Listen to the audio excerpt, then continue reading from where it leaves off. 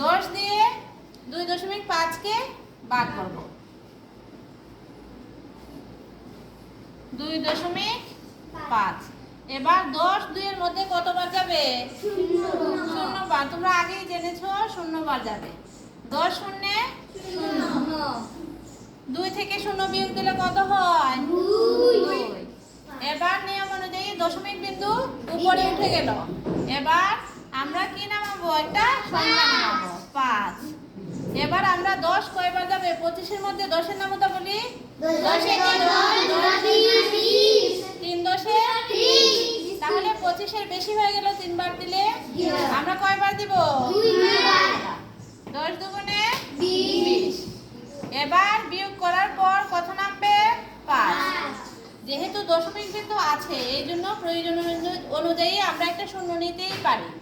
তাহলে আমরা এখানে একটা শূন্য নিলাম। এবার কয়বার যাবে? 5 বার। 5 10 50। 50 থেকে 50 গেলে কত হয়? 0।